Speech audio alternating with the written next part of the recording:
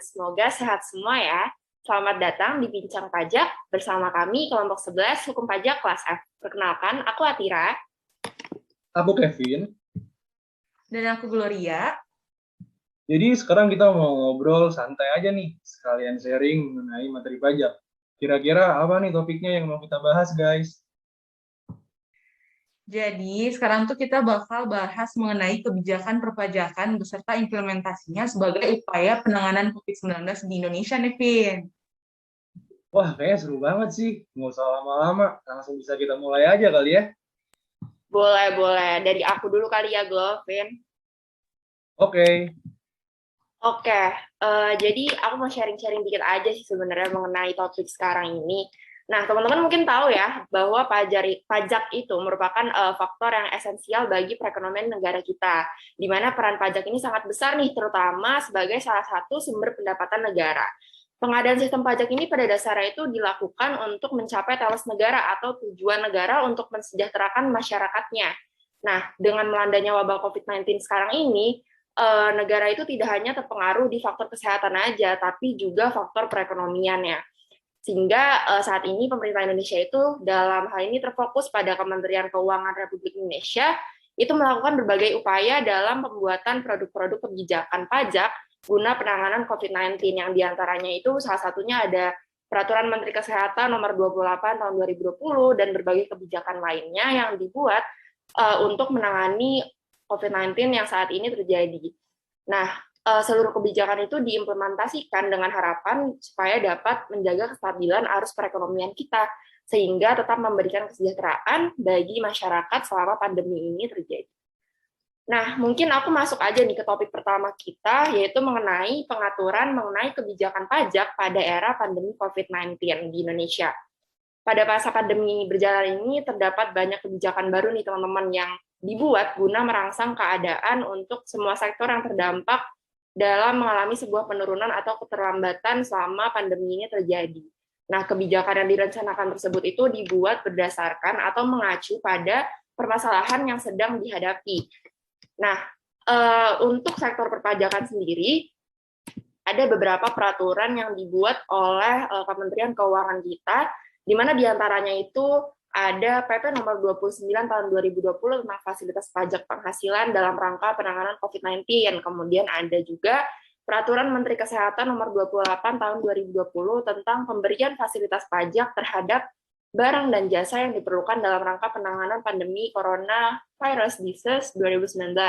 Kemudian juga ada PMK 83 tahun 2020, perubahan dari PMK 34 2020 tentang pemberian fasilitas kepabeanan dan atau cukai serta perpajakan atas impor barang untuk keperluan penanganan COVID-19. Kemudian juga ada PMK nomor 9 tahun 2021 tentang insentif pajak untuk wajib pajak terdampak pandemi Coronavirus di 2019 dengan pembaharuannya di nomor 82 tahun 2021. Nah, sebenarnya ada banyak banget sih kebijakan-kebijakan yang dikeluarkan sama Kementerian Keuangan untuk menangani pandemi ini. Nah, salah satu kebijakan yang diberikan dan menjadi salah satu bahan diskusi kita di pagi hari ini, di saat ini itu adalah PMK nomor 9 tahun 2021 dengan pembaharuan di nomor 82 tahun 2021. Di mana di peraturan Menteri Kesehatan ini lumayan di-highlight oleh masyarakat karena di peraturan ini mengatur tentang insentif pajak untuk membantu dan melindungi wajib pajak yang terdampak. Artinya di sini pemerintah itu memberikan keringanan untuk kita masyarakat dalam membayar pajak selama pandemi ini.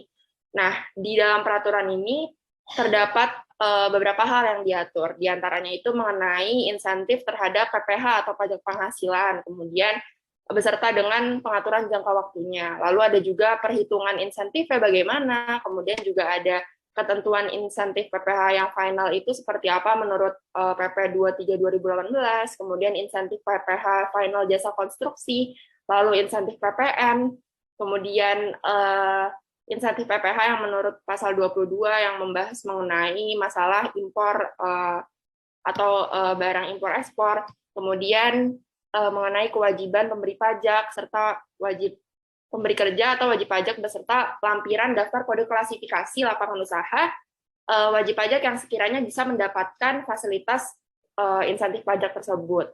Sekiranya kayak gitu sih guys untuk materi yang pertama yang mau aku sharing ke kalian gitu.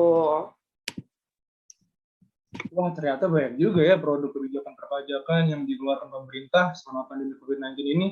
Tapi sebenarnya kalian tahu nggak sih, kalau kemudahan yang diberikan itu tidak hanya sebatas kemudahan administrasi yang berlaku umum bagi karyawan, dan kemudahan terkait importasi atau perolehan penghasilan bagi sektor yang berhubungan dengan kesehatan. Namun, perluasan kemudahan juga diberikan bagi sektor UMKM dan industri tertentu yang mengalami tekanan ekonomi akibat pandemi. Adapun detail perluasan fasilitas pajak tersebut sebagaimana diatur dalam PMK 9 PMK 3 2021 tentang intensif pajak untuk wajib pajak terdampak pandemi COVID-19. Yang dimana terdapat beberapa intensif, yaitu intensif PPh pasal 21, yang kemudian ini tuh diberikan kepada karyawan yang merupakan pekerja dari sektor tertentu, juga kepada karyawan yang bekerja pada perusahaan yang mendapatkan fasilitas tersebut. Dan yang selanjutnya ialah intensif PPh final berdasarkan PP nomor 23 tahun 2018, di mana intensif ini diberikan atas penghasilan dari usaha yang diterima atau diperoleh wajib pajak yang memiliki peredaran bruto tertentu. Selanjutnya yang ketiga ialah intensif PPh final jasa kontribusi, di mana di sini dijelaskan bahwasannya atas penghasilan dari usaha jasa konstruksi berdasarkan peraturan pemerintah, PPh ini penghasilannya dari usaha jasa konstruksi dikenai PPh yang bersifat final, yang dilunasi dengan cara dipotong oleh pengguna jasa pada saat pembayaran.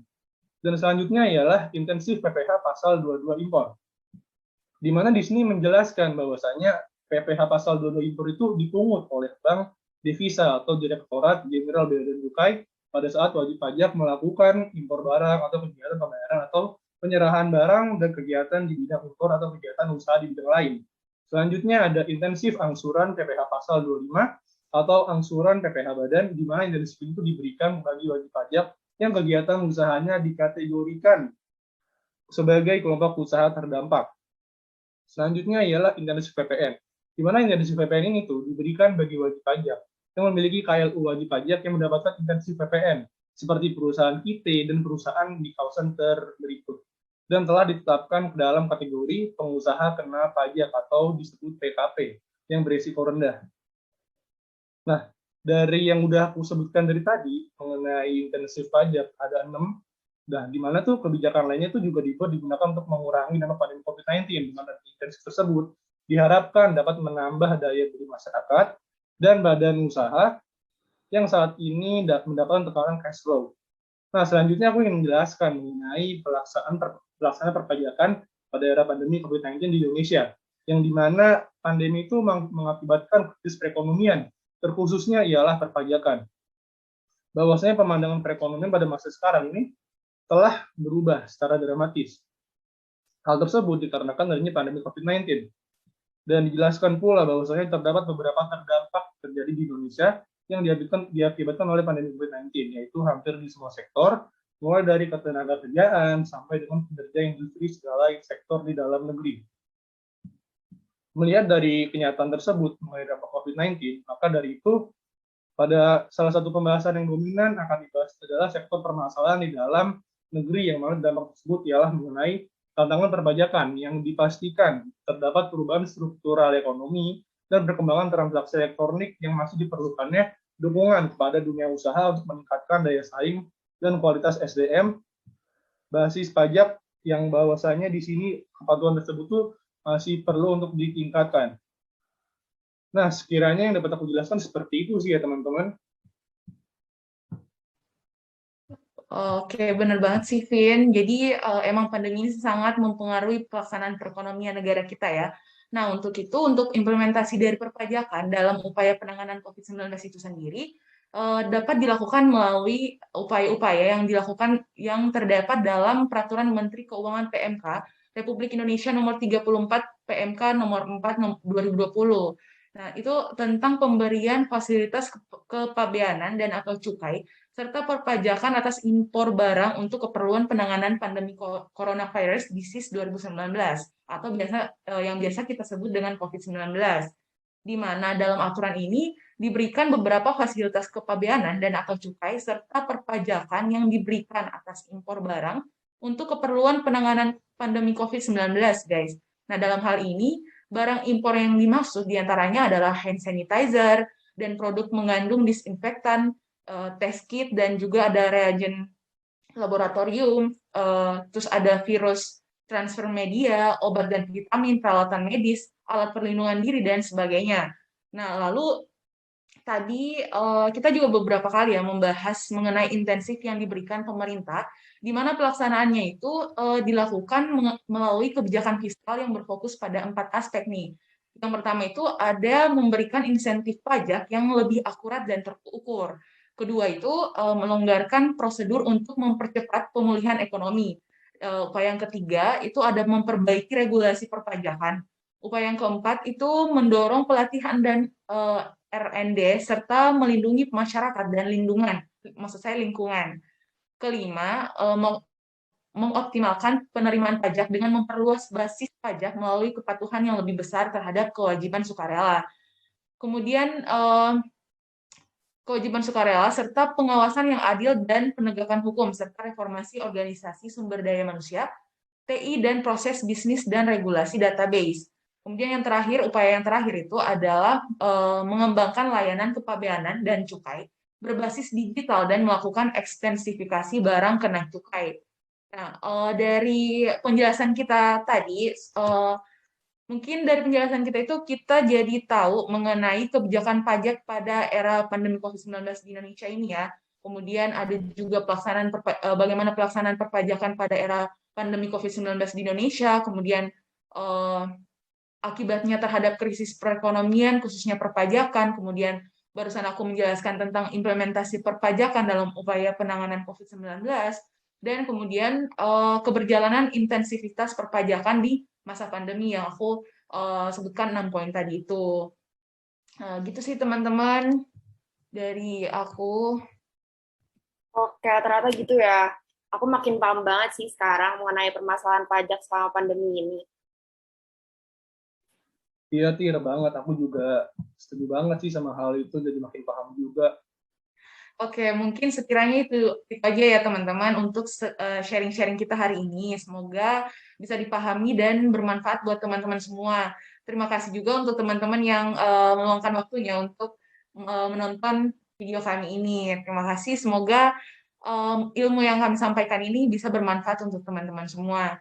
See you, bye-bye. See you. Bye.